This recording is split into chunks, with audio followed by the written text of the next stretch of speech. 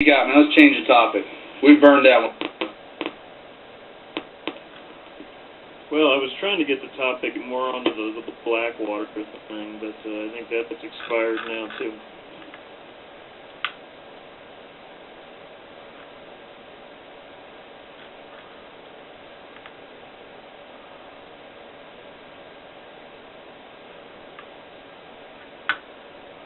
So who's your favorite comedian? You. You got good taste in comedians. That's a good question. Who's your favorite? I need to think about that for a second. Who's your favorite? I don't know. I was a pretty big fan of Richard Pryor back in the day. Nowadays, I'd have to think about it as well.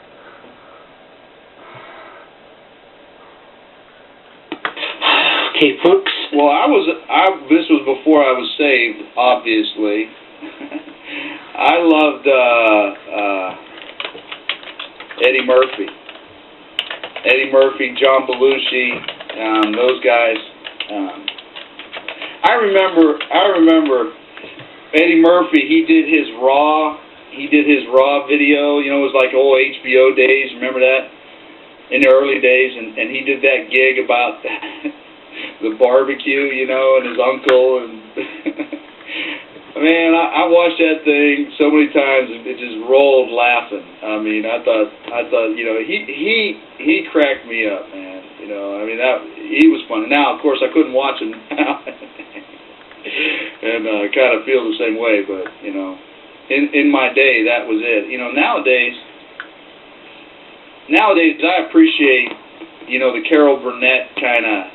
Those guys, their comedic talent. Harvey Korman, you know, just passed away, and Caroline did a kind of tribute to him video, and we got some Carol Burnett DVDs, and man, you go back and you watch that humor is just, I really appreciate it, because I mean, I think they're very gifted comedians.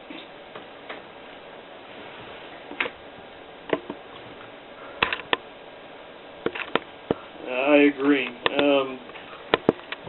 Now, why can't you watch Eddie Murphy now? Is it just because of the profanity, or is there something else about him? I don't know. And have you ever watched Chappelle? Did you ever see his skit with Charlie Murphy and Rick James? No, I didn't. And you know, I guess, you know, when you ask the question about Eddie Murphy and stuff like that with all that language, it just doesn't. It's not funny to me anymore. You know what I mean? I mean, to a degree, but it's just like, nah, man, you don't need to be doing that, you know, with that kind of language. I prefer some of the other stuff now. I mean, I'm getting old, you know. Yeah, you are getting. I think there's a lot of comedians. I mean, every time I watch a Tommy from the Bronx video, I crack up, man. I mean, I'm howling laughing when I watch Tommy, you know. So he's a good comedian. I just want to know what's under that hat. Is it that bird you heard when you made your video? Did you keep a bird under that thing? Because I've never seen it leave his head. Did you watch that video I made? Did you watch? You must have watched it, right? And I mean, look, I do those, you know, Blip TV deals, and it lets me just, you know, take my time going through it. And I'm listening to Tommy, and all of a sudden he says, you know, he gets to that spot, it's like, okay, yeah, I'm an atheist, and the bird goes, ah, ah. I'm like, whoa, check that out, man. And I went back and looked at it. Birds have, spiritually, seriously, for me, really are significant. I mean, you know, and of course, none of you guys are all knuckleheads, so you wouldn't understand it, so I won't even go there. But anyways, there's some spiritual influence there.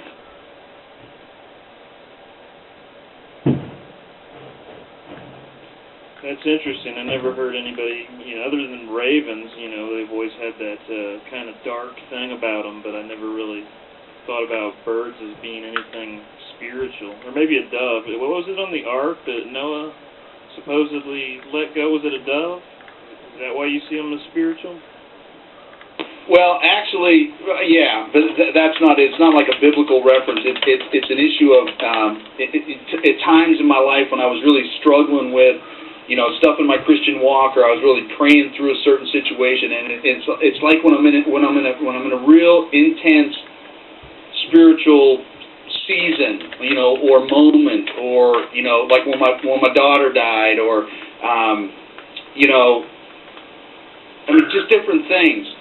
It's like birds have been there, almost like cheering, encouragement. It's like an encouragement to where it's like you notice them. It's not just like you go outside and you hear the birds. It's like, no, man, it's serious.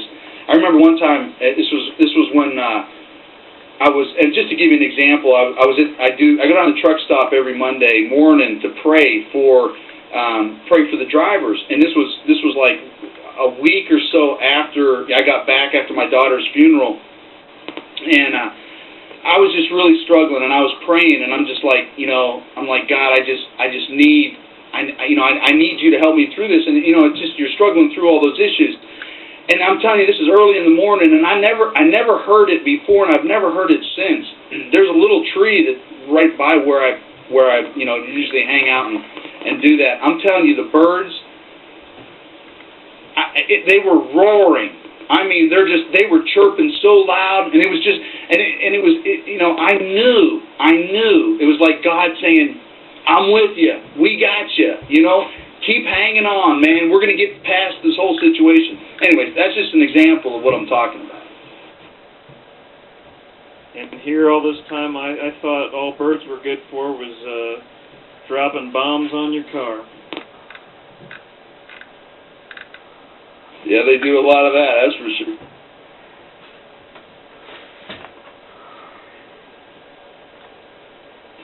So Tom, are you going to come up on camera, or are you just hanging out down there? What's going on?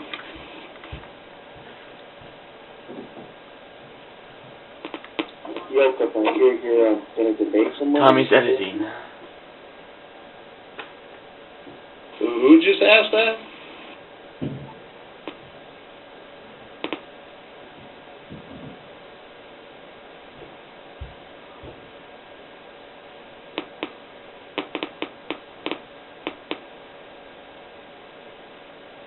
What was the debate about?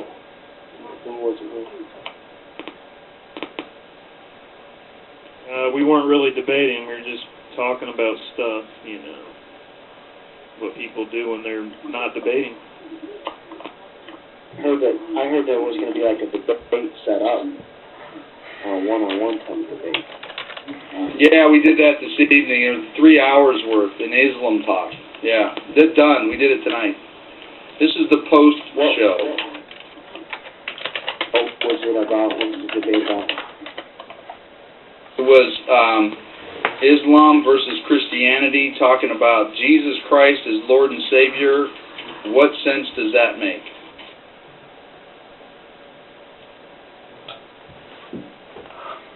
Is it on YouTube yet, so I can look at it, or someone recorded it?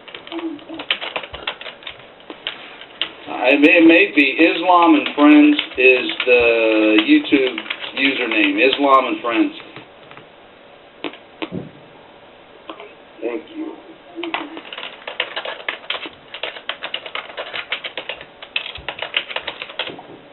So who won the debate then, for all those who heard it? I guess it's been recorded.